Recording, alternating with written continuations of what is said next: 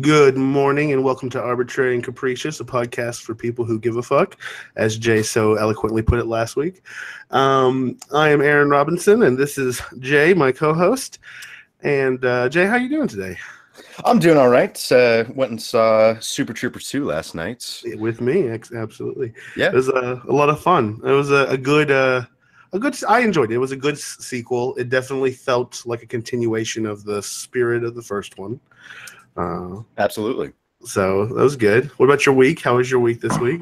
Oh, it's been busy. A lot of work, but we're making it through. What about you? I've been down with the sickness, to quote the great philosopher Disturbed, and was sick with like a bronchitis all week. It was misery incarnate. But I'm feeling great. They injected me in the butt with some steroids, and I have been like quite perky lately. It's like drinking a permanent cup of coffee. Oh, wow. Yeah. Well, hopefully we'll have a lively banter today. I think we will, because I'm on the tail end of the steroids and the last day of the antibiotics. So I'm feeling really great, like coming back from the brink of, death and decay. But as long as I can prevent myself from accidentally muting myself on my headphones, which I just did, I think we'll have a great day. Yeah, man, sounds good. Well, what do you got to talk about today? Well, I mean, we've had such a big week, even though that I was on death's doorstep, and I'm joking about that. But the Iran deal. I want to talk about Iran, and it's the frustration that I feel right now with the Trump administration. And I feel like this move of Trump pulling out of, or the United States out of the Iran nuclear deal, is going to complicate so many things internationally. Our relations, the nuclear or the negotiations with North Korea and South Korea, our reputation, just it's not going to be good. What about you? What do you want to talk about? Well, I've got a modicum of good news. A modicum of good news. Yeah. I want to talk about Malaysia. They just had an election and democracy won. And I think that should be celebrated. Absolutely. Well, fantastic. Now, since the Iran deal, I think we'll take up a lot of discussion today. I think we both agree that there's not a lot of old news worth going over. I think the only thing I would like to mention is that the teacher strikes are continuing to progress in multiple states, and negotiations with the legislature. So we'll update maybe next week on that. Sounds good. But let's go ahead and jump into Malaysia, because I want to hear about some good news before we get into the down and dirty deeds of the trumpet men. Yeah, sure. So Malaysia had their general election this week, and was this for their Congress or legislature? Right, for their legislature, Okay. for their parliament. Fun fact before we jump in. Malaysia is actually a constitutional monarchy where they elect their king every 5 years. They elect a king, so the king is the executive.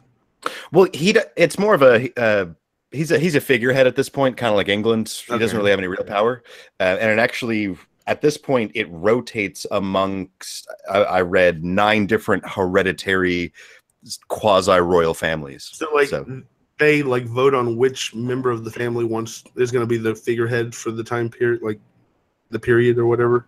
Yeah, I think so. That's interesting. That's a really unique system.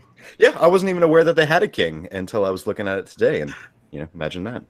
Now, is it Malaysia or Indonesia that's like majority Muslim?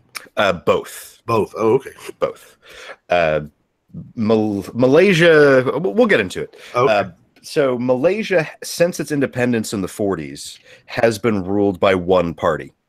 Who were they under prior to the 40s? The British. Okay, so they were British territory. Imagine that. Imagine that.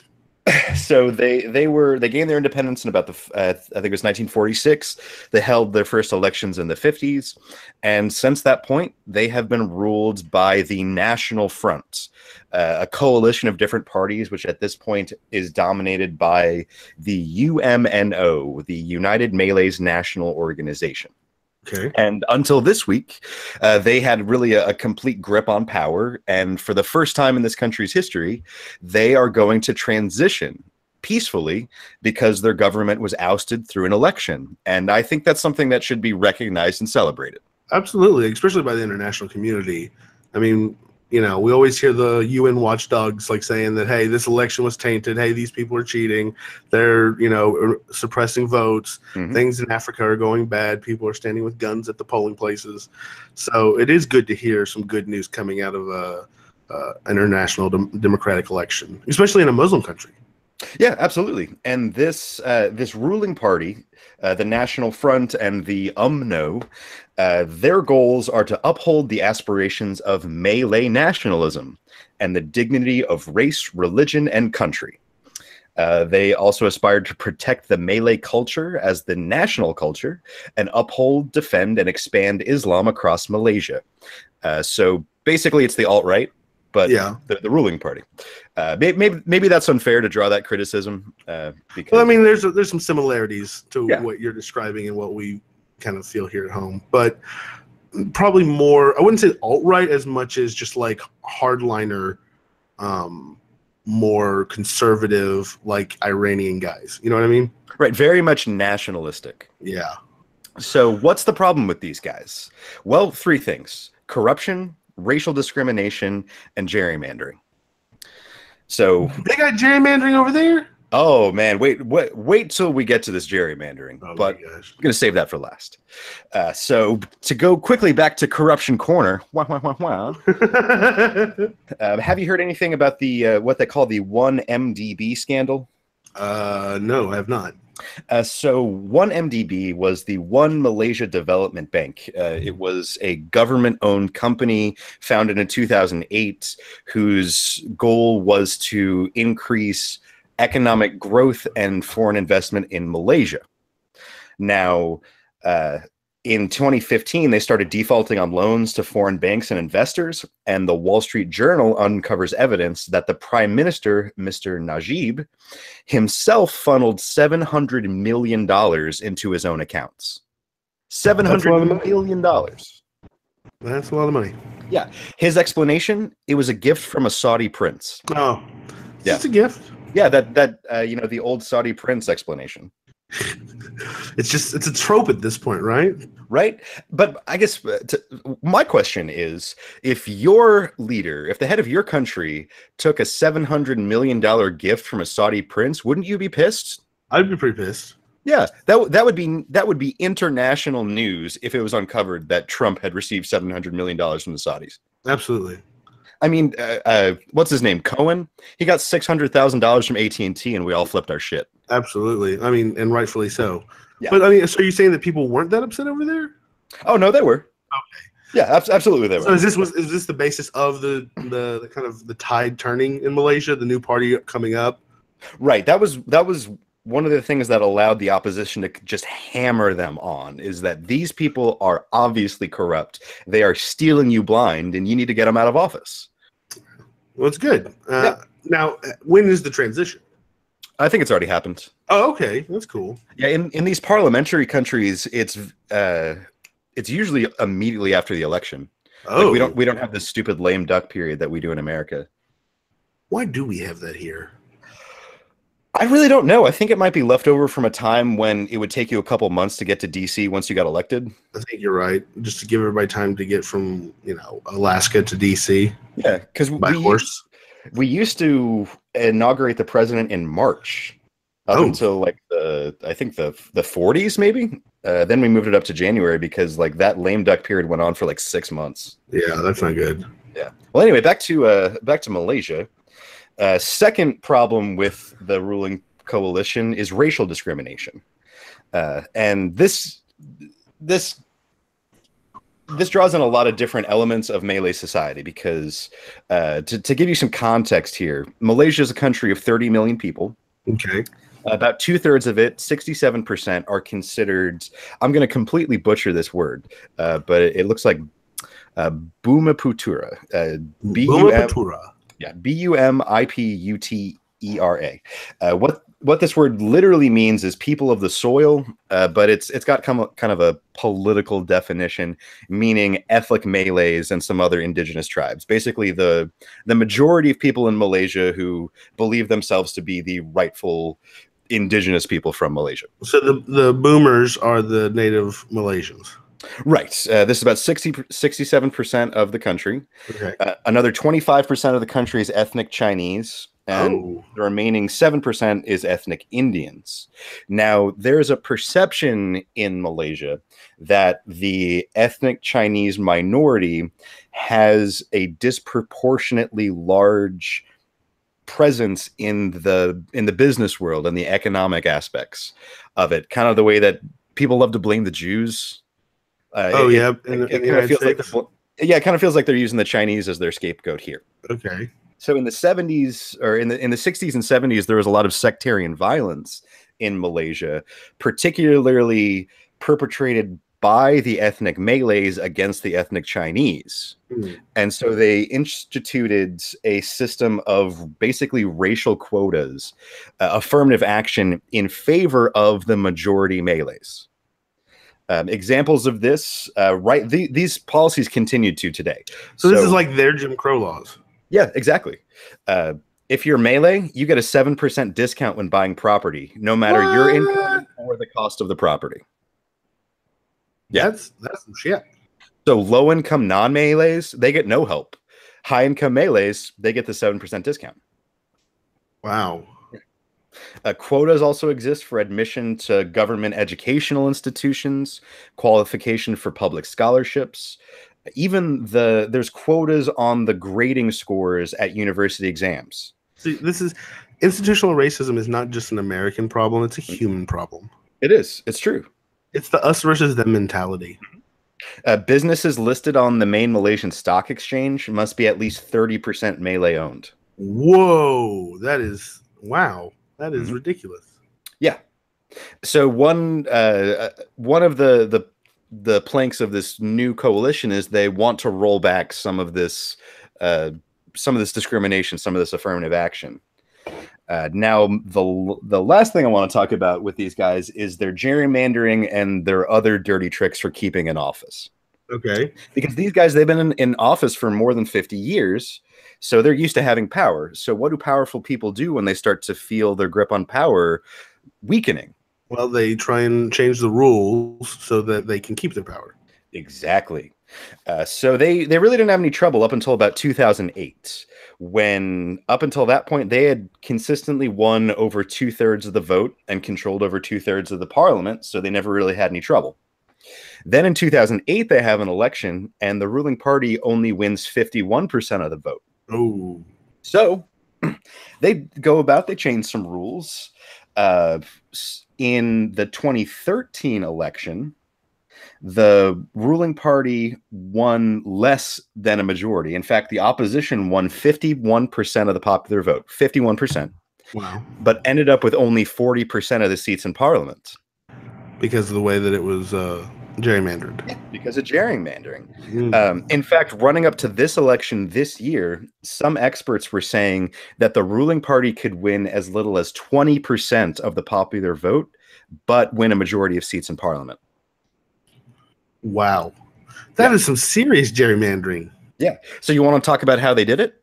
Sure. Yeah, let's get the rundown. So basically what they did is they packed the opposition into these massive constituencies, while the ruling party constituencies out in the countrysides had far fewer people in them.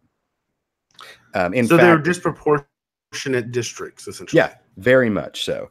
And 29 out of the 30 smallest districts were represented by the ruling party. So obviously the small ones are going to be yours, the big ones are going to be theirs. To give you some numbers on this, the constituencies in Malaysia vary in size from 18,000 people up to more than 100,000. So more than 5 times the size. To give you a reference point for America, looking at the U.S. Congress, the smallest congressional district is Rhode Island's 2nd district with about 500,000 people. And the largest is the entire state of Montana, which has about 1 million. Wow. So Montana is about twice as big as the Rhode Island district. So yeah, that's bad. You know, I'm not going to say that's good, but it's not 5 times as big. Yeah. Like, give me a break here. Malaysia's constitution actually requires that the districts be of roughly equal size. So they've just been ignoring their constitution. Well, they had a law on the books saying that the districts could they couldn't vary in population by more than 15%. That was later changed to more than 30%. And then in 1973, they just got rid of that rule altogether. Mm. Do they have a high court or anything like that that has, determined whether or not these are constitutional actions taken by the ruling party? Like, was there any intervening judicial action that allowed the opposition to take it, or was it just that the people were so sick and tired of the corruption that they overwhelmed the gerrymandering to flip the script? My understanding is that the opposition did bring legal challenges, but they were ignored by the courts. Okay. And this is just my speculation, but my understanding is that the courts ignore them because the courts are controlled by the ruling party. Okay, that makes sense. So, what are you going to do? No judicial independence. Yeah, there you go. Other problems with the election include there's a lot of ghost voters. In one state alone, they found that 36,000 registered voters had no addresses. Wow. While others had suspect addresses, such as being in the middle of a palm oil plantation, or in what I read as it was listed as the toilet block of a factory, which I don't know what a toilet block of a factory is, but I'd like to know. Would you really? Like, what is that? Does that mean, is there a special place for the workers to go? I assume it's like the latrine area. Yeah, but I guess my question is, how would you specify that in an address? Like, maybe there's a room number? Yeah, that's true. They also said that categories of civil servants, like soldiers and police, were allowed to vote via mail because under the assumption that there might be an emergency and they're not going to be able to get to the polls on election day. But activists say there is little to no oversight over how those votes are stored or counted. So basically, you can just assume they're all going to go to the ruling party. Yeah, there's no procedure, probably. They don't care. Yeah. And really, the last thing is just good old-fashioned handouts. The ruling party offered people under 26 a complete exemption from income taxes. They gave bonuses to public servants in January and June. And then they just handed out $300 to about 7 million poor Malaysians just to vote for them. I mean, it seems like a legit strategy. Right. If you can't win by convincing them you're good at governing, bribe them. Yeah. And despite all of these underhanded tactics, the opposition won. Yeah. However, this opposition isn't quite so opposing as you might want it to be. Yeah. Because the new prime minister is, in fact, the old prime minister. This guy was a UMNO prime minister from 1981 to 2003. He's actually the longest serving prime minister in Malaysian history. He himself was no friend of the press or the opposition.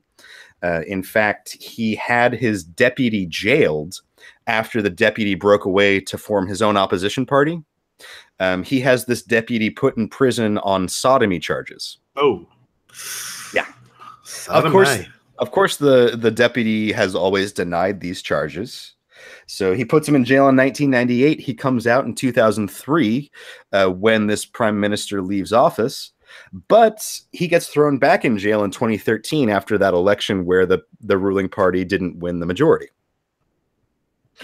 So this deputy, he's still in prison under sodomy charges now, but he is a leader of one of the parties in this opposition coalition. And he's going to get out of prison within the next couple years.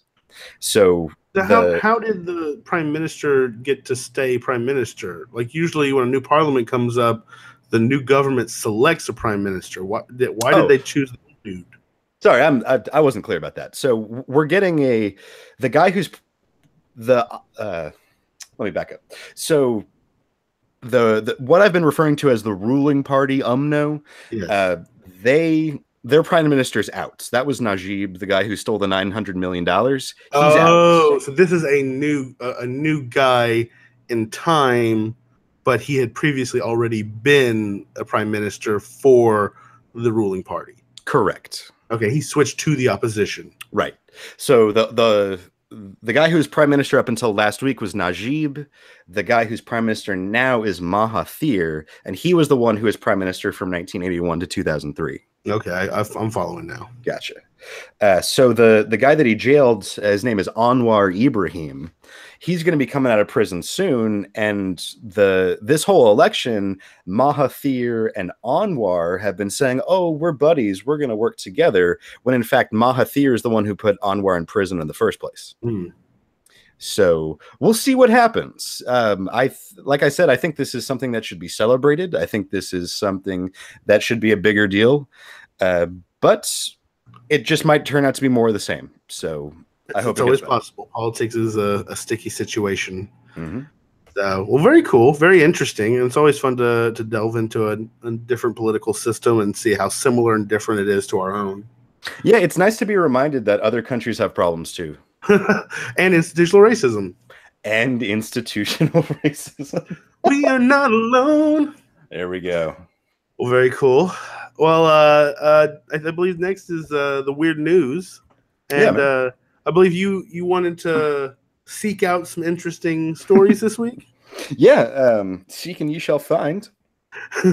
Would you be surprised to know that there are foreigners taking over the American trucking industry? I mean, that's what the Republicans have been warning about for years. Yeah, I know. So I read a report in The Economist this week saying that there's actually been a significant increase in Sikhs in the American trucking industry. The Sikhs are now it's a religion too, right? They're not just an ethnic group. They are not an ethnic group. It is a religion. Correct. So are they Indian? Sikhs are particularly associated with the region of Punjabi, which straddles the border between India and Pakistan. Okay. So they got a little bit of both. So Sikhs, they are not Muslims. If you see a person in a turban, it's probably a Sikh and not a Muslim. Yeah, Muslims don't really wear turbans. Yeah, it's not really a turban kind of people. And of course, I could be wrong, and please, we'll get letters if I am. But Sikhs, in fact, I think it's a rule that the men, you always have to have the turban on, and you always have to have the beard, or it might just be in public. No, I think you're right. I mean, in public, yeah. I think it's a part of their religious, attire. Yeah, and I think they also they always carry a sword, and I think at this point it's a ceremonial sword. It's not a real one. But it's got some sort of symbolism that I would love to explain, but I don't know the symbolism of. But anyway, definitely on the old news next week, we'll look it up and talk about it because I love looking up that kind of stuff. Yeah, there we go. So Sikhs are actually taking over the American trucking business. There was a report that at this point, 40% of the trucking industry in California is controlled by Sikhs. Really? Is it one company, or are they just subcontracting the jobs? I didn't see anything about one company. I think it's just like this group. They're just coming into the industry. Yeah, from what I was reading, there's actually a connection with Sikhs in the Indian trucking business over there. So there's Sikh trucking families, and they've just come over here to continue to do the same thing. They're seeking new jobs. Yeah. What the American Trucking Association reported that by the end of 2017, there was a shortage of 50,000 drivers in America, rising to 174,000 by 2026. So there's a void here. There's a need, and they're being filled by Sikhs, to the point that there's actually now a Sikh trucking music scene where really, they're singing about blue jeans and work boots, but they're I don't want to use the wrong terms, but they're not dressed like the truckers you'd imagine. Are they singing in English, or are they singing in Sanskrit? I think they're singing in Punjabi. Is it Punjabi? Sanskrit, I guess, the text. Right. I think Sanskrit is like it's like Aramaic. It's like from thousands of years ago that like other languages have grown out of. Okay, like that'd be like saying religious language. Yeah, it'd be like saying, "Oh, he's singing in Germanic." It's like, well, that's not really a thing. Okay, sorry for my ignorance. No, you're good. I'm trying to remember. There's Hindi, there's so many different languages that are spoken. Urdu. Mhm. So yeah, that's interesting. Punjabi, I guess, is a dialect. Yeah. So yeah, that's something you wouldn't really expect, but it's a need here. What the article was saying is that the median age of a truck driver in America is 52 because young Americans don't want to be truckers. It's a Hmm. tough job. You're out on the road by yourself all the time. All the time. And while we don't really see it as a prestigious career, it actually is seen as a prestigious career in the Sikh community. Absolutely. I know that I have a family member who works for UPS, and the feeder drivers, the big UPS long hauls, Mhm. those are like the desired jobs at UPS because you don't get the grueling hours of daily deliveries. You Mhm. get better pay, but you're also locked into a route that could be, a few days or a few weeks. So it's kind of a give and take. But Interesting. yeah, I know that they're trying to get more people to sign up for those because they need more drivers, Hmm. and so they're making the pay better. Now, if they're coming in, if Sikhs are coming in, these are great jobs, Yeah. you know. So, and this is the great thing about multiculturalism is Mhm. that we want this kind of immigration. We want the people who are like, hey, we'll do those jobs. We'll do those jobs. We'll do it, and we'll come over. We'll become part of the multicultural society. So this is the melting pot working, in my opinion. Yeah, I think this illustrates a fundamental misunderstanding in the ideology that people are coming over and stealing jobs Yeah, because lazy people don't pack up their lives and move across the world. yeah, exactly. Like there's that whole conception of the lazy immigrant is Yeah, complete nonsense. yeah. These immigrants walk 10,000 miles across the desert just to get on welfare. Yeah, right? Stupid. Drives me nuts. But to further celebrate multiculturalism, apparently a network of Indian truck stops is starting to spring up, particularly in Canada. And what this report says is they serve some very fine naan bread. I love naan and I love Yeah. Indian food. So So if I I'm am all ever for this. if I'm ever traveling in Canada, I'm definitely stopping at the Indian truck stops. Oh yeah, absolutely. Do you have a name? Do you know what they're called? The truck stops? No, I don't. Oh man. I do remember one time I was going to ski in New Mexico. I was over spring break when we were in law school, and we stopped at some truck stop outside of Amarillo, Mm-hmm. and it had an Indian restaurant in it. What? And I was thinking that is like probably the last restaurant I would ever eat in. But now I'm rethinking that. Well, I'm just saying we had Indian food this weekend. So And that was some fine, fine Indian oh, food. that was some great Indian food. Hot, muy caliente, Mm. but very good. Definitely opened up my pores. Oh yeah, me too. Like you know how when you get a massage and Yes, it feels awful while you're getting it, but then afterwards you feel so much better than you did in the first place. I don't get that experience. I actually enjoy the like rough, like digging deep into my muscles and undoing the knots. Like I enjoy that. Oh, well, then maybe Embrace. this analogy won't really extend to you, but to me, eating Indian food was kind of like that, where like uh the next morning I had a bill to pay. But after What- that bill was paid, I felt great. yeah, Yeah. just kind of gave you a full detox, a cleanse, Yeah, just a purge. yeah, all those toxins were out of my system Well, faster than you'd imagine. I feel like that's the reason why they eat that hot stuff in India is because the water's not, necessarily always the highest quality. They got some sanitation problems over there. Yeah. So you just eat something that'll destroy your insides and it'll take all the bad stuff with it, right? Well, the chili peppers and the capsaicin in them actually does have some antimicrobial properties. So that's one of the reasons why tropical climates in particular are usually the ones with the spicy cuisine because they didn't have refrigeration. Yeah. So they needed to eat the hot things in order to combat the microbes.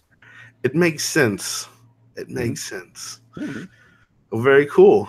Well, What do you got for weird news? Well, I think you sent me this article, and I wanted to talk about this because I thought this was funny. In the 21st century, GIFs have become a part of internet culture. If you're texting back and forth, you can send a GIF response, and it's a meme. It conveys an idea. It may reference a movie, a scene from a TV show or whatever that you're, using in that moment. But us being attorneys, usually you wouldn't expect to find a GIF in a judge's order or brief. No. But in a U.S. District Court order, a judge linked to a GIF of Tom Hanks at the Academy or the Oscars saying, "Really?" In response to some faux drama in a briefing motion asking for additional page numbers. and he was essentially just kind of scolding the parties for being drama queens. But this to me is funny because this is the first time that a federal judge has linked in the public record a GIF. A GIF is now a part of the public record forever because of this judge. I love it. And it's Tom Hanks. He is preserved in our judicial records in the federal recorder, or what's it called? The federal reporter. That's not the reporter. What is it? Oh, I completely just forgot what it's called. Hey man, you're the king of research. I wouldn't be able to tell you. It's been a long week, but anyways, he's in the books, the case law, forever now, and I think that's hilarious. And it raises the question: will this continue? Will this be acceptable? Will the Supreme Court footnote GIFs in their opinions in the future? So if you're if you're one of the lawyers in this case, yeah, and you're responding in the future to this judge, do you cite to your own links in your briefs? I think that you have to. I think that at least I think that the best way to use this is to quote your opposition whenever they're making a point, cite to your case law, and then link to the drop the mic GIF or something, and be like, "Judge, we win. Drop the mic." Yeah, I think you're right. I think that's what you got to do. I think what you got to do. So I'm curious as to whether or not this judge was just kind of messing with these people or if he was just bored. But it's still a funny little story because the federal court they're very strict. That's what they're known for. That's what they're known for. Not known for their humor. No. Well, I mean, there was Scalia, but we're done with him now. Well, was he known for his humor? Yeah, absolutely. He was very witty. But wasn't he kind of like a witty asshole? Does that mean he's funny? Well, you can. I'm a witty asshole. So have you ever heard of a guy named Ricky Gervais? Yeah, assholes can be funny. I know. You're not wrong. You're not wrong. Ricky Gervais is funny, but I don't think Scalia's very funny. Yeah, that's fair. He's witty. I'll give him that. He's witty. So, but anyways, are you ready to move on? Yeah, man. Let's right. get into some nasty stuff. All right. And I ran so far away. That was my punny title for this topic. But little callback to the flock of seagulls. I couldn't get away. So here we are. Our commander-in-chief has withdrawn us from the Iranian nuclear deal, proclaiming that it was due to the fact that it was a terrible deal. And I've been pretty pissed about this week. But I kind of wanted to go over the history of U.S.-Iranian relations, how we got into the nuclear deal, where the sanctions came from, and the after effects of Trump's boneheaded move. Now, the critics of the nuclear deal have argued that the inspection provisions are too weak, that its restrictions on enrichment of uranium and nuclear development are time limited, and that the deal did not address Iran's development and testing of ballistic missiles or its support of militant groups in Yemen, Lebanon, or anywhere else in the Middle East. The supporters of the Iranian deal say that Iran has abided by the terms of the deal, and that by ending the agreement, we undercut the ability of the United Nations to inspect nuclear proliferation around the planet and to keep an eye on potentially dangerous governments. So how did we get here? Now, a little history. Prior to the Islamic Revolution in 1979, Iran was run by a pro-U.S. quote-unquote dictator or dynasty that we'll just call the Shah of Iran. And he was very pro-West. He was West. Like if you go back and look at pictures pre-Iranian Revolution or Islamic Revolution, Iran looks like the Western civilization. People in miniskirts. Yeah. It's very modern. Yeah, they said that prior to the revolution, the skirts in Tehran were shorter than they were in Paris. Exactly. So this is a very Western country at this time. The 1979 revolution takes place, and let's see here. Essentially, Khomeini, who is the leader of the Islamic Revolution, along with the Islamists, some student groups, and apparently leftists, which I didn't understand initially whenever I was reading about this, were the coalition that ousted the pro-West government. Mm-hmm. Now, the Shah was exiled. He fled the country, and there was some controversy. And during this time period, we have the Iranian hostage crisis, which led President Carter, to mount the first sanctions against Iran. Okay, and won Ben Affleck an Oscar. In 1980, Iraq invades Iran, and initially the United States stays neutral, but then we kind of start secretly backing Saddam Hussein and giving him weapons that would later be used against us. We are just really, really good at foresight. In 1981, Ronald Reagan designates Iran as a state sponsor of terrorism after the Beirut barracks attacks. I think it was like 240-something soldiers were killed in a bombing in Lebanon, and the United States believed that Iran was behind it. In 1987, the Reagan administration was caught secretly providing weapons and funds to Iran in violation of an embargo of trade with Iran for any reason. They were trading weapons and money to Iran-backed terrorist groups in Lebanon to get soldiers and hostages back that had been taken. This was the infamous Iran-Contra affair. In 1990, Bill Clinton increased the sanctions on any companies that are making oil deals with Iran. After the Iran-Iraq war had finally ended, the United States wanted to try and further weaken Iranian influence in the region, and they thought that oil, their primary export, would be the best way to do it. In 2002, the world learned that Iran was trying to enrich uranium and had restarted its nuclear program, and international sanctions were levied across the board. Bush levied them, the Europeans levied them, and then this is where we have the famous Bush axis of evil speech that he lists Iran as one of the three countries that are the axis of evil. So wasn't it Libya, North Korea, and Iran? Yeah, I think you're right. I think that was it. And then finally we get to Obama, and Obama once again increases the sanctions on Iran. Now, as a result of all this stuff that has happened, from Jimmy Carter to Obama, the Iranian economy had just absolutely tanked. Healthcare, banking, critical sectors suffered, and Iran's currency, the rial, just plummeted. The sanctions pushed up prices within Iran, spurring inflation and unemployment.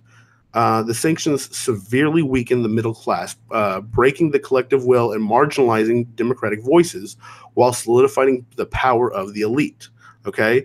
So what it was doing was essentially keeping the Iranian Islamist in power and preventing the middle class from having any type of rights, voice, or anything. They were just demoralized. So the sanctions are not really doing what we want it to do. It's not deterring their conduct, and the people are not getting pissed at their government. They're just trying to survive. Mm-hmm. And their government's blaming us, but they're still, sitting high on the hog, to use a Southern expression, reaping the benefits. But it allows the government to blame us. It allows the government to blame us. Yeah, it allows us to be the boogeyman. It's kind of the same way with Cuba. Exactly. It reinforced Castro, so this is exactly the same thing. Khomeini has built his power on blaming us for his people's woes. We're the scapegoat. Mhm.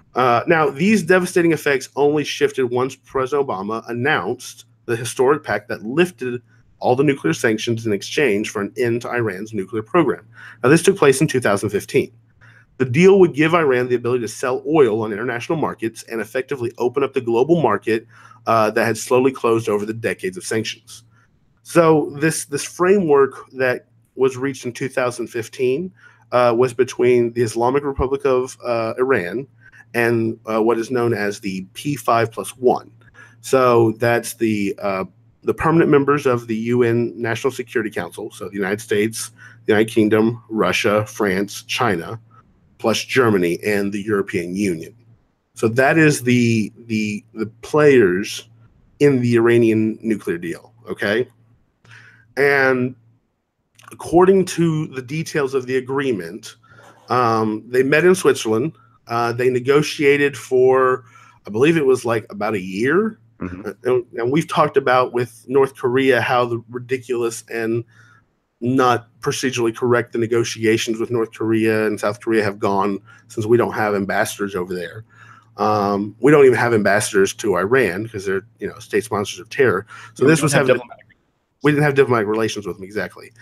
And so we had to do this all in Switzerland in like a over time period.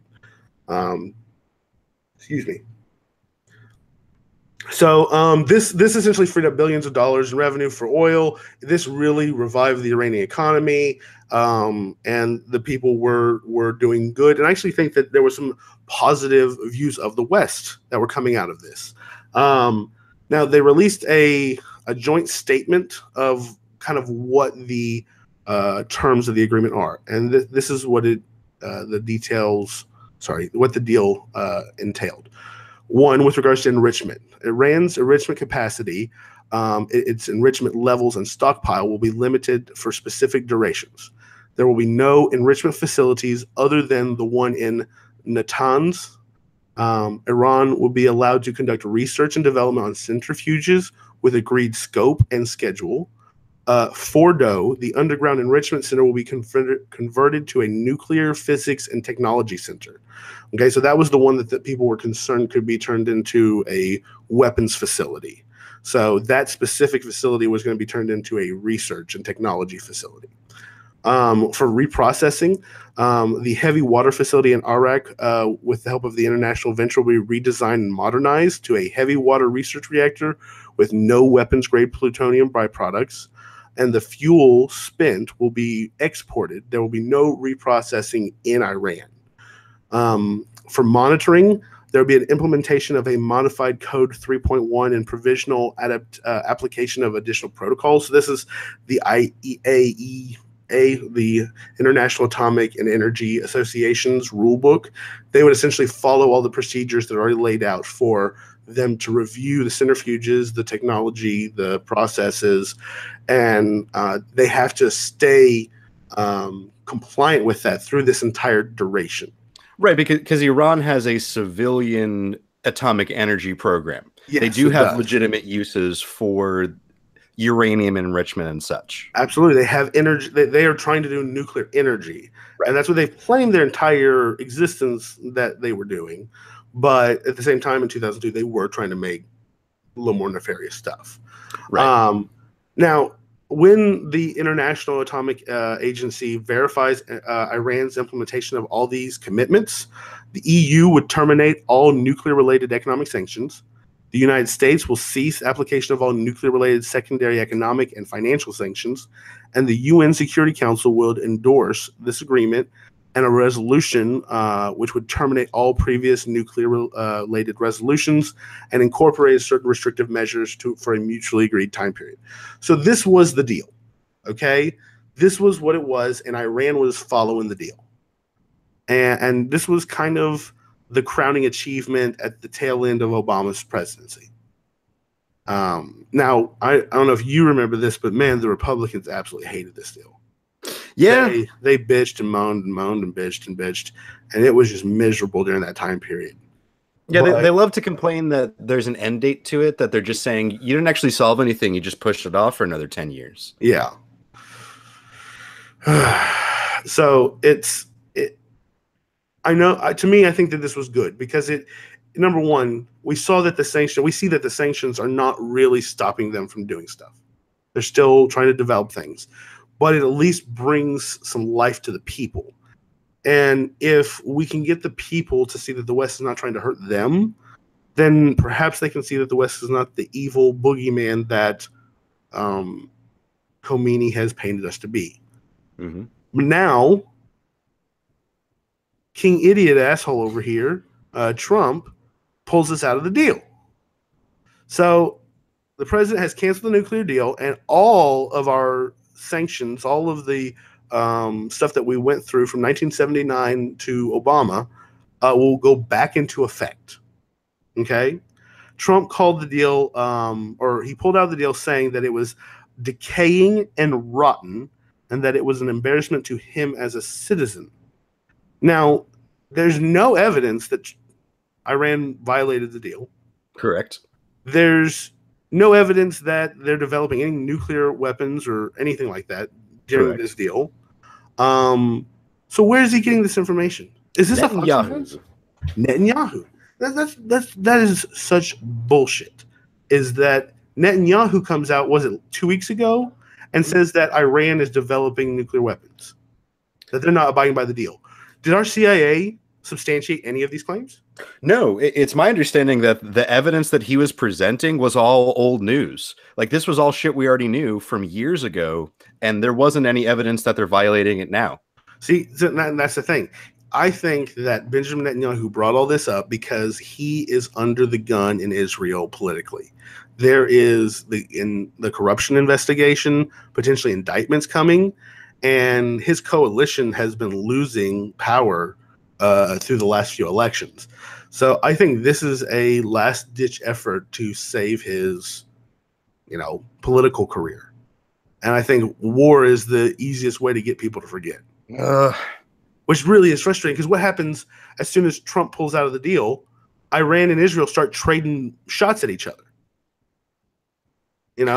Yeah, and you're completely right that the timeline there, it was right after each other, and so many different analysts are drawing connections there. But I guess my question is, why? Like, why are you doing this? What does this have to do with the nuclear deal? Exactly. It's this. It's as long as the United States has a deal with Iran, Israel can't fight Iran, because then they can't say, United States, Iran is invading us, you need to come back us, because we have a deal with them. Mm-hmm. And we can also say, well, you guys kind of did something stupid and, blew up a bunch of Iranian bases in Syria. Now, the Iranians have been shooting missiles into Israel from Syria. That's not good either. That's the first time in history that Iran has directly attacked Israel. Now, it was shot into the Golan Heights, the contested territory that was taken from Syria during the 6-day war, the Yom Kippur War. But I toured that area. I drove around the Golan Heights and saw that area. So that's crazy to me that it was 20 missiles launched into it, and Iron Dome knocked out like 4. Mm-hmm. Well, do you know if anybody actually lives in the Golan Heights? My understanding was that it's uninhabited. No, that's not true. The Golan Heights is lush, dude. So like when we drove around the Golan Heights, there is a big valley down below the Golan Heights, and it's just this gorgeous fertile valley. As you go up the Golan Heights that look over that valley, that's where the Syrians originally had the territory, and they would shoot down into Israel during the 6-day war. And so the Israelis pushed tanks up the mountainside with like dozers, like an area that they didn't have any anti-tank weapons, and they just like marched and took the entire area above the valley.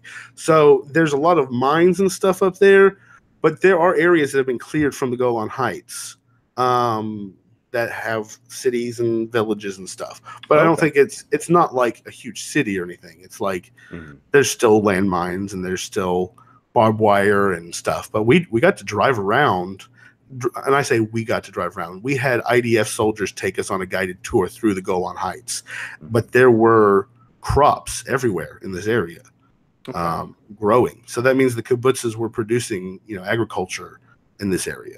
Gotcha. Well, I guess my understanding of the rocket attack is that the rockets were aimed at military positions. Yeah, Israeli military positions. I don't doubt that, but still, it's still the fact that they were into actual Israeli territory.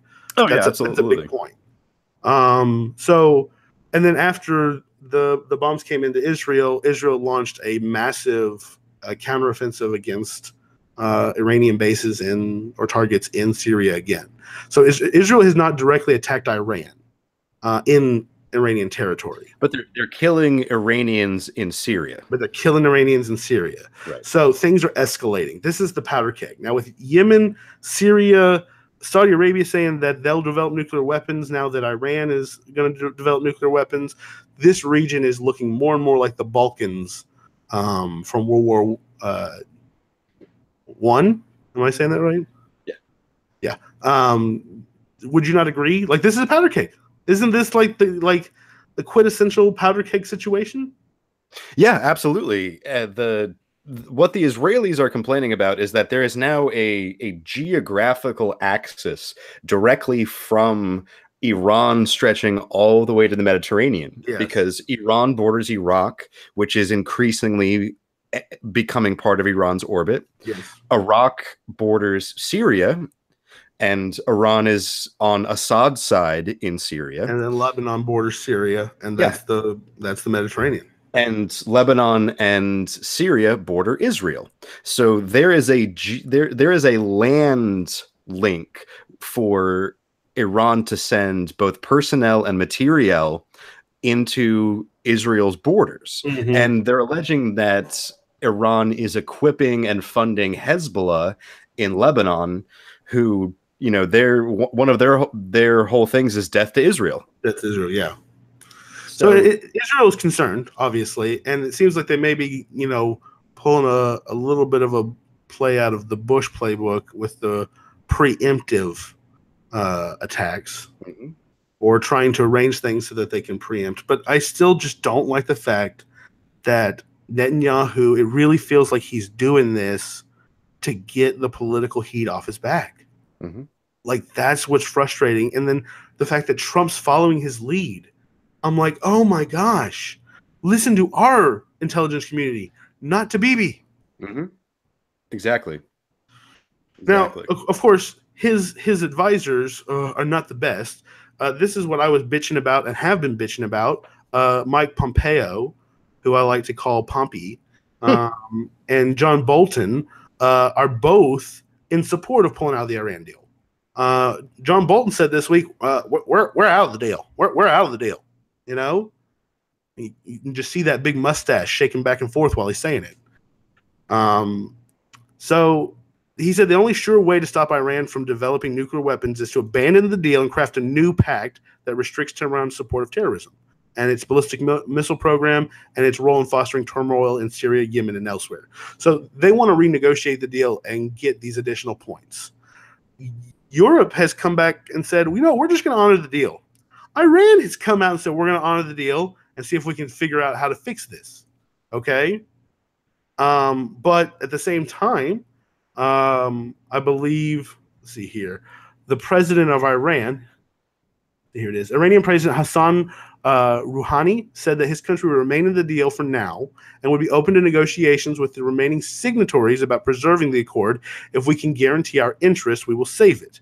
But he said he has ordered the Iranian Atomic Energy Organizations to be ready to resume industrial-scale uranium enrichment in several weeks if the negotiations are not successful.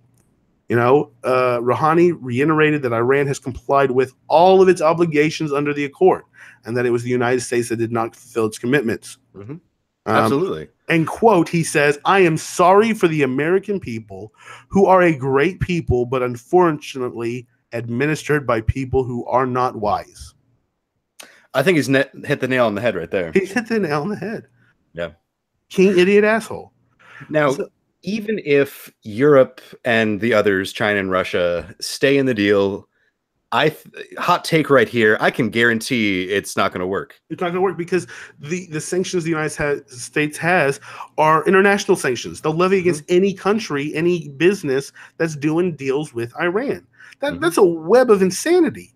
Yeah, to give an example, one of the the deals that was able to get done after this deal was that Airbus, basically the European equivalent to Boeing, they struck a deal with Iranian airlines to start selling them planes. Well, the aviation industry is so integrated across the world that Airbus buys huge amounts of parts for those planes from the United States. Yep. Well, now they can't build a plane with US parts and then sell it to Iran, which really means they can't sell a plane to Iran. They can't sell a plane to Iran. So this, this is a serious mistake, as Obama said. Trump is misguided. And this is why I have been just railing against the appointment of Pompeo and Bolton, is that these guys are pushing Trump farther to the hard right, to this hawkish kind of weird place. And I mean, Trump's not even militarily minded, Wasn't he supposed to be an isolationist? Yeah, wasn't he supposed to be an isolationist? I thought we were supposed to be like, just let the world deal with the world. We're just going to deal with our shit at home. Because what's your plan now? Are you going to renegotiate the deal? The deal that you just broke? Why would I renegotiate with you if you just broke the deal? And why would North Korea take anything that we say seriously now that we've backed out of a giant deal that was negotiated with Iran? Exactly. If I'm North Korea, I'm using this as a token to get more on the table from the United States. I'm going to say, I need assurances, U.S. I saw what you did. I saw you pulled out. And I don't trust you. I don't trust you. Exactly. I like my K-pop, but I wasn't born yesterday. I think you're exactly right that we need to include North Korea in this discussion. But I think we need to also kind of look at the reverse, not just how is pulling out of the deal affecting North Korea, but how is North Korea affecting Trump's mindset here? Because from Trump's point of view right now, he is the big winner in North Korea. Exactly. And that's the thing, is he didn't do shit. He didn't do shit. And that's the thing. Why Moon Jae-in or South Korean president, please shut up. Do not say that he deserves the Nobel Peace Prize. You deserve the Nobel Peace Prize. I mean, Kim deserves it more than you. He at least came across the border and joined the joint Korean Olympic Party. He's done more to bring peace to the Korean Peninsula than Trump. Trump has beat his chest and rattled some sabers. That's all he's done. And in Trump's mind, that's what works. So and that's what works. And so that's what I'm saying is, like, Moon, do not feed his ego. Leaders of the world, do not feed this man-child's ego, because now we're in a place where he thinks it worked. And he's trying to do it with Iran, and it's backfiring. Ain't gonna work, man. Ain't gonna work. Even Turkey, a NATO ally, has vowed to defy the sanctions by the U.S. They said, we're going to continue to work with Iran and trade with Iran. And that's not good. That's NATO. That's not good at all. No. Not at all. And so I guess from what I was reading, if you're Trump, there's basically there's two options here. You either renegotiate the deal or you hope for regime change. Yeah. And there's no way Khomeini. There's no way that's happened. There's no way. Khomeini has had power since 1979. Well, okay. Just sidebar here. It's a different Khomeini. There was a Khomeini in 79, and now family. It's a Khomeini. It's a different guy. Oh, it is? Oh, okay. Different guy. I thought it was the same guy. They look pretty much identical. They wear the same glasses and have the beard and stuff, but different guy. Okay. But from a policy standpoint, it might as well be the same guy. Might as well be the same guy. I know that the president has rotated, but the figurehead has stayed the same, or relatively. The democratically elected president does change, but he's not really the one with the real power. The real power goes with the supreme leader, who is not democratically elected. Yeah. Okay. So, and that's Khomeini. I think it's funny that this week he shared a picture of himself on Twitter. Yes, Khomeini has the Ayatollah has a Twitter account. I love that. He shared a picture of himself reading Fire and Fury in Arabic. It was so good. And it's true. It's a real picture. And he shared it himself. Oh, I had not heard that part. Yeah, that's fantastic. Michael Wolff got the Ayatollah to read his book. That's great. Oh, wow. My gosh. What world are we living in? What world are we living in? So, continuing on, it's not immediately clear how Russia and China and other major trading partners are going to try to buck our sanctions. Honestly, the sanctions are going to mostly affect Japan, South Korea, and I think Canada, because they made a bunch of deals with Iran. And so once again, we're screwing South Korea and Japan, our allies. Well, this might be a detail too far, but let's say, for the sake of argument, that the rest of the world just ignores our sanctions and continues to trade with Iran. Then what do we do? Do we sanction those countries? We lose standing. I think that shows that we can't enforce our economy. We lose our economic power. If no one bows down, we lose our superpower status.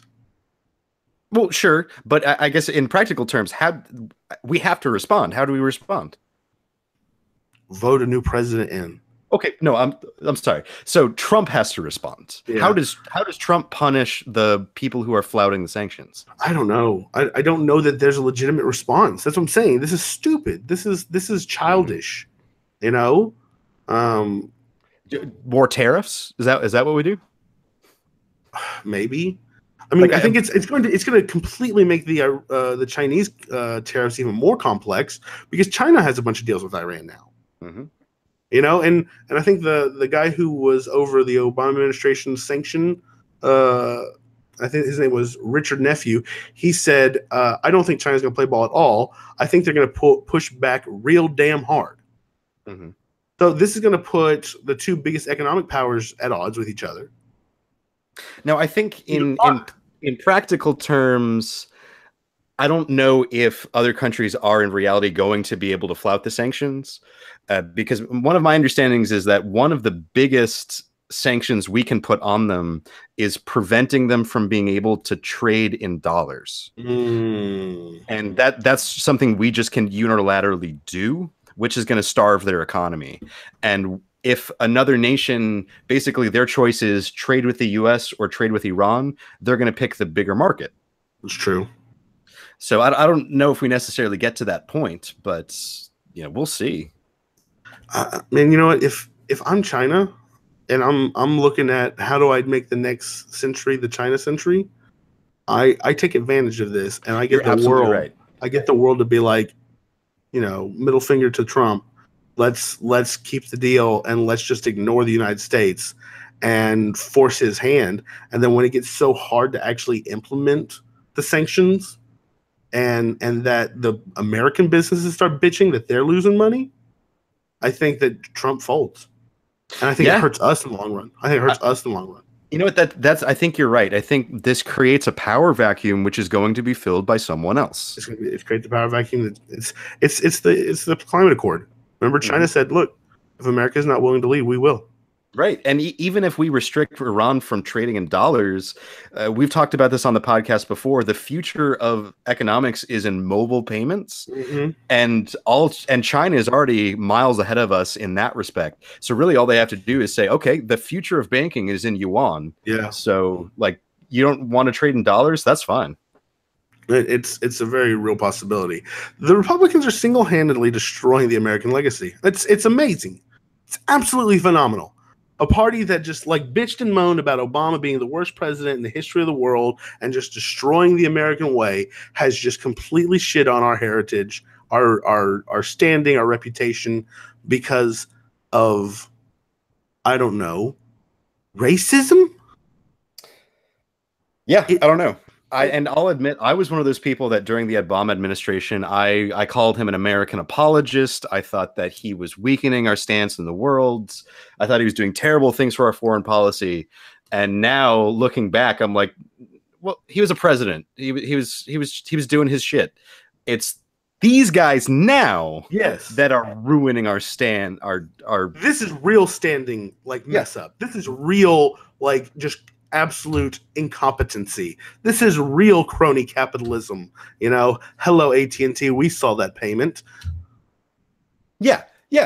Oh, just a sidebar about that. How shitty of a a corrupt person is Michael Cohen in that he's only able to get $600,000 out of AT&T. That's true. I mean, he is the worst lawyer from the worst law school in America.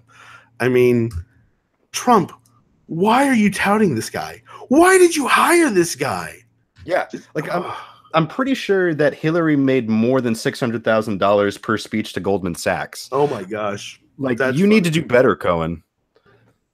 I did think it was funny that AT&T came out and said, this is legal, but this wasn't very smart for us to do. Yeah, yeah. And I a little bit applaud them for that.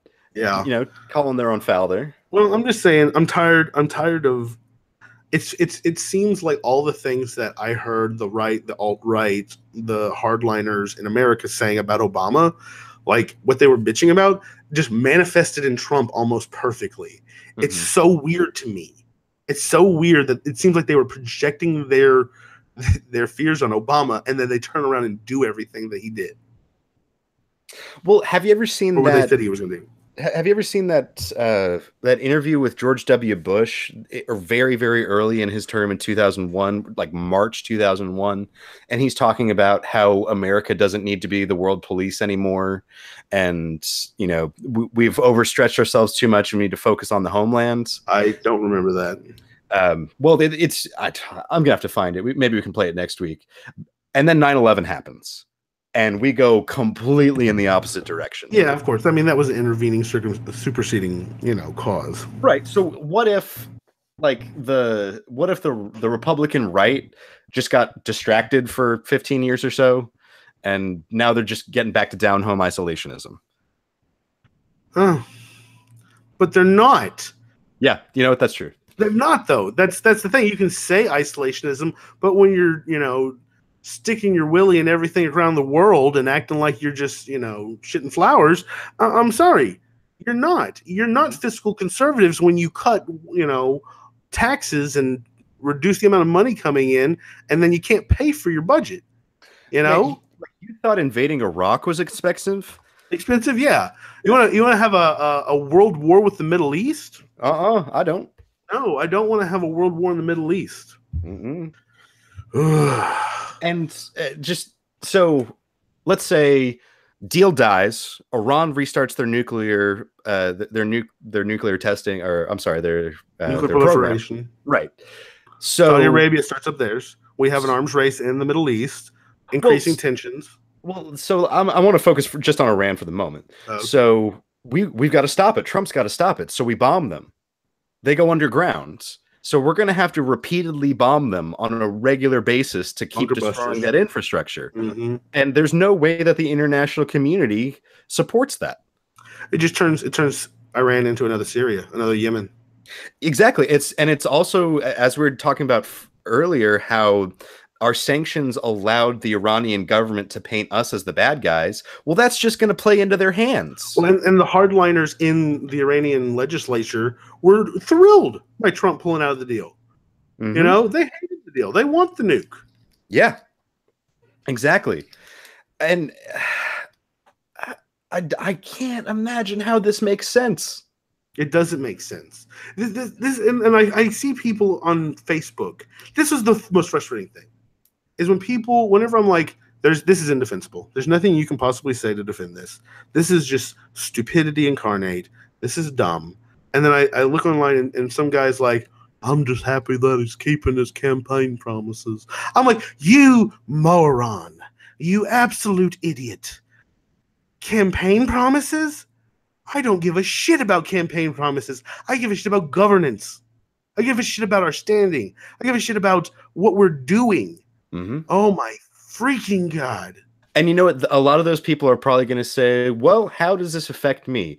Guess what? Gas prices are going to go up. Gas prices are going up, man. Absolutely. Mm-hmm. And if you think they're going up now, imagine a war in the Middle East. Oh, absolutely. Because I think you might have posted this, but the Dow went up after they announced that they were pulling out of the deal, and people celebrated. Yeah, energy futures. It's energy futures. The people who own the energy companies are going to do better. Yep, and the guns.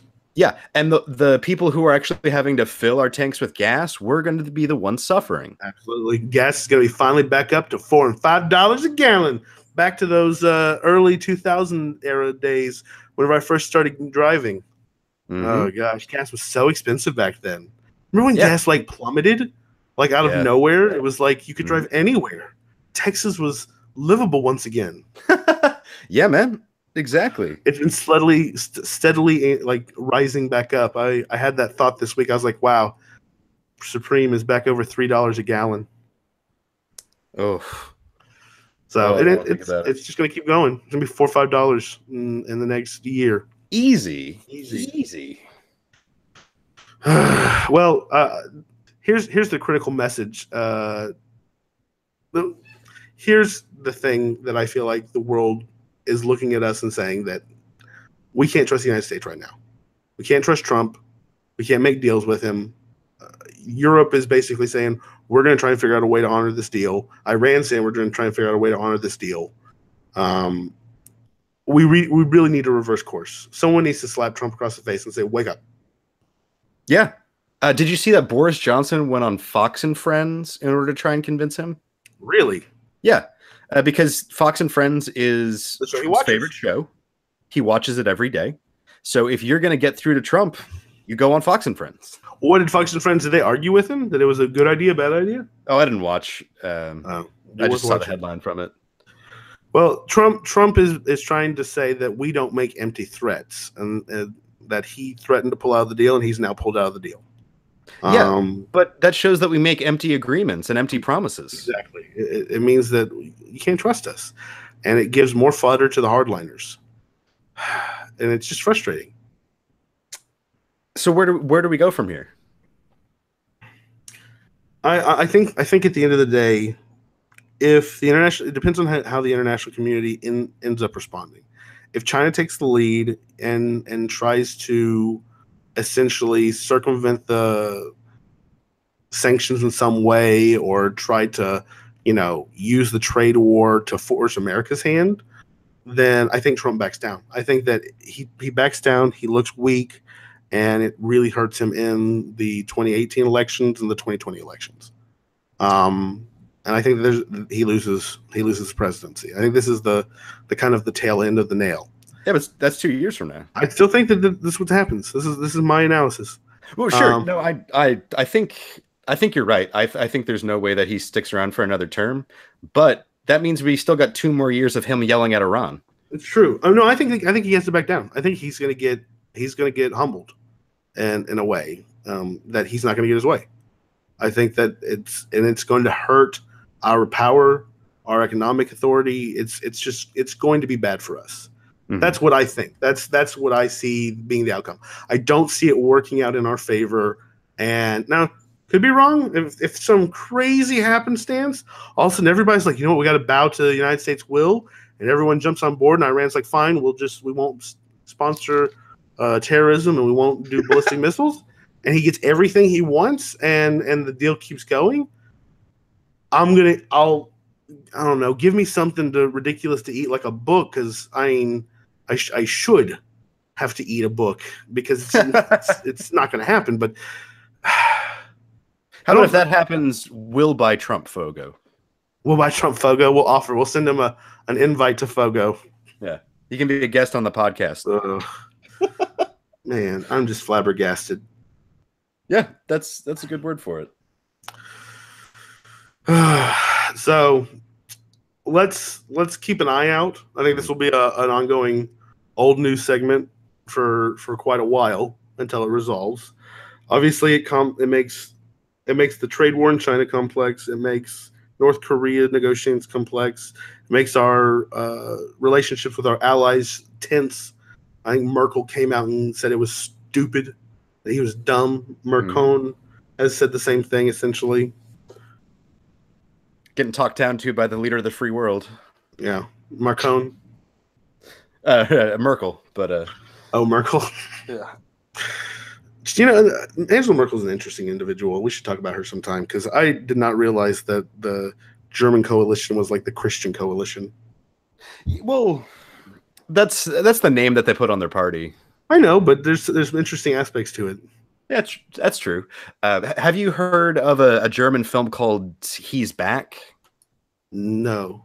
It came out a couple years ago, and it's basically that Hitler wakes up in modern day Berlin, just as he appeared when he killed himself in 1945. Just like they don't explain that at all. It's just Hitler wakes up in Berlin, and then what happens. And it was actually filmed with a combination of scripted scenes and then just having the actor go out and interact with people. Yeah. But it's on Netflix. It's very interesting. I'm gonna watch that. That sounds interesting. There's a one part of the movie where the Hitler goes on like a political talk show, and they're like, Really? so like what's your thoughts on modern day politics? And he's like, they're all idiots. They're all a bunch of like crazy morons. I can't believe that the Bavarian Christian Party, headed by this dour grandmother, is leading our great nation. And they're like, oh, who would you vote for? And he's like, the Greens. The Greens? The environmentalists, because they're the ones who are going to protect the German homeland. And Deutschland. That was hilarious. There's another sitcom. What was it? Hail Honey, I'm Home, or something like that. Oh, yeah. Like a Hitler sitcom where he's got a family in New Jersey. Yeah. Yeah, that was pretty wacky. That was pretty wacky. But I definitely recommend He's Back to anybody who's interested in German film. I'm fascinated by this one, so this one might go on my list, my docket. Oh, yeah, absolutely worth a watch. Fantastic. Well, that is, I think, the end of the Iranian negotiations. Now that we've discussed Hitler. Now that we've discussed Hitler, we got to Hitler, so we've covered all our bases. We've covered everything. But do we have any viewer questions for this week? Yeah, let me check the mailbag. There we go. To all our viewers out there, you can send us any of your arbitrary and capricious questions. A couple of ways you can do this. We got a Gmail. You can reach us at arbitrarycapriciouspodcast@gmail.com. You can also tweet at us. We've got a Twitter at ArbCapPodcast. When you're talking about the show, you can also use the hashtag ArbCapPods. So let's see if we've got any questions this week. All right, we've got one question. Let's see. Who have we got here? We got Phil in Los Angeles asks, hey guys, what's your favorite muscle car? Ooh, this is a good question. Jay, do you want to go first for me? Oh, wow. I've always been a Chevy guy for no rational reason other than that's what my family had when I was growing up. Okay. So I'm partial to the Camaro. I like the way it looks. Very nice. What year? Do you have a specific year? Oh man, I don't. Or body style? I'm gonna get slayed for this, but I really like the current one. I think it looks. Oh, great. So like a Neo muscle car. You like the Neo, the revival of the muscle car that are actually like economically efficient. I do. I have a general interest in cars, but I don't have a lot of knowledge about it. Mm-hmm. So like I'm always very impressed by those people who say, "Oh, the 1967 Mustang had a small block engine with and they start rattling off the statistics and they can tell you what was different year by year." I cannot do that. I can't necessarily do that, but I will tell you that my favorite car is a 1969 Corvette Stingray, burnt orange with a beige interior. And how did I forget about the Corvettes? The Corvette Stingray is my favorite. 1969 with the 1969 to 1971 are the best body styles in my opinion. Mm-hmm. It's the last few years where they have the chrome bumper on the front. They have like the pipes along the side. They got that tail end that kind of cuts back instead of cuts in towards the front of the car. So you got that real sharp kind of like slice of cheese look, you know? Mm-hmm. So that is mine. Oh, and that body, just the curves of that body. That was the car. That was my favorite car. It always will be. I love the new Stingrays, but they're just Corvettes. Mm-hmm. You know, they're just fancy Corvettes. But that's the muscle Corvette. That will always be the muscle Corvette in my mind. For me. You know, I'd like to change my answer because I feel so silly now because if you had asked me what my dream car was, I probably would have told you Corvette. But when you said muscle car, I don't know why I didn't think of the Corvette. Because when I was a kid, my mom always told me that in the 60s, the astronauts drove Corvettes. It was an astronaut car. It was an astronaut car? That's cool. And so from then on, I was just like, I want a Corvette. That's awesome. They're fun to drive. I drove a Corvette for 2 years. Oh, very nice. Yeah, with a lease. Yeah, I was at the auto show a couple years ago when the current generation of Corvette came out, when they redesigned it. The Stingray? Most recently, yeah, when they brought the Stingray back. Yeah. And my friend and I are looking at it, and I'm just in awe of this machine. Just like I want to fuck it. And my friend, he goes, it looks like they're just trying to imitate a Ferrari. And I was like, shut your goddamn mouth. Yeah, this is heritage. This is American heritage. You do not speak about the Corvette in this way. No, not at all. And the Stingrays do look slick. They look slick. And some of these new models where they're like adding in all the fins and like carbon fiber filters and all that stuff to it. Gosh, those things look aggressive. Oh yeah. One small complaint I have, and this is probably being a little bit pedantic, is that my mental image of a Corvette is, you know, you've got that iconic front, but also the back, specifically the brake lights. You've got the four across, round brake rounded. Yeah, they're supposed to be rounded. In the current ones, they're square. Yeah, that's not a good decision. Don't really like that. You got to keep the round. You got to keep the icons. Right. You know. And I liked when they brought back the Camaro in like the mid-aughts when the first Transformers movie came out. I liked that the new Camaro, they also imitated that with the four lights. I thought that was a great call to the Corvette. Absolutely. But with they've redesigned the Camaro again. They've gotten rid of that, those lights on the back. But we'll see. This is what the C7 body style of the Corvette, so they'll change it up in the next like 4 or 5 years again, and the Stingray era will be over once again, and we'll get some new crazy futuristic body style. But every time they redesign it, they always say that they're like, this time we thought about putting the engine in the middle, but we decided not to because it would be too expensive. And my response to that is, don't. You're not a European race car. You're an American muscle car. Yeah. Stay that way. Exactly. Be what you are. Be what you are. Drive fast in a straight line. And I know that it's destroying the planet, but if you don't put a V8 in it, then it's not a Corvette. You gotta have a V8. Gotta have a V8. I agree. Now, sidebar. One of my favorite stories here. Growing up, my dad had what is called a Boss Hoss. It is a motorcycle with a Corvette V8 engine on it and a car tire as the back tire. And that thing would go like 0 to 60 in like a second and a half. Yeah. And so when I was like 14, my dad would like give me rides to church and to school on it. And it had this, like it had a granite paint job with like flames coming over the granite and then a pearl blue finish so that no matter where you were looking, it kind of had a bluish tint. Oh, wow. It was a gorgeous bike. Just absolutely gorgeous. Question. Yes. Did your father ever own a Hummer? No, he never owned a Hummer, but he did have an Escalade with 22-inch spinners on it one time. You know what? I'd rather have the Escalade. I'd rather have the Escalade. Yeah. So good for him. He was rolling dirty.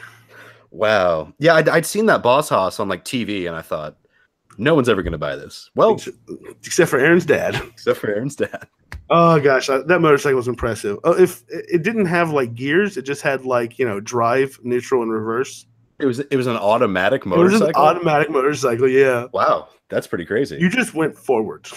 Yeah, but I think in this discussion we do need to pay lip service to the Mustang.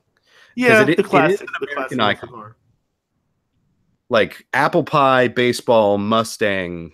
Yeah, I can. That's America right there. And were they not the first that kind of revived the Neo muscle car? They were the ones that took that ugly '90s Mustang body style, that weird small grill Mustang, and brought back the muscle. And I got to give Ford some credit there. Absolutely. And like I travel a lot for work and I have to rent cars a lot. And I actually end up with these cars pretty frequently, Camaros or Mustangs or such. And I'll tell you, the Mustang is way more practical in that the Camaro, I love the way it looks, but they've definitely sacrificed practicality because it's really difficult to see out of that thing. It's like driving the Batmobile. Oh, really? The big engine? It's not so much the engine as the windows on the sides are real small. The back windows real small. The blind spots are huge. The opening to get into the trunk is real small. All of those things on the Mustang are better. However, if you drive a nice car, if you've got the money and you've got a 16-year-old daughter. What do you get her when she turns 16? Mustang. Get her a Mustang. So I'm never gonna buy a Mustang. Because you're never gonna have a daughter? Oh no, I'm never gonna buy a Mustang for myself. Is what I'm saying. Okay, I got you. Yeah. All right. Well, very nice. Well, I think we came to a consensus that the Corvette was the greatest of all muscle cars. Yeah, there we go. That was an arbitrary decision. Arbitrary decision, and then a special call out capriciously to the Mustang for being the original. Yeah, there you go. I do. Oh, one last thing. The Dodge Challenger. Yeah, that's a fun car to drive. However, I wouldn't want to live with it because it's way too wide. I think it's got the worst gas mileage of all of them, and Dodge products are just terrible. Yeah. Did you was it too wide in parking? Did you have trouble parking it? Yeah, I was in Baltimore one time and trying to drive that Challenger around the streets of downtown Baltimore and then finding parking for it was a nightmare. I thought I was going to hit everything. Yeah, no, I can see that.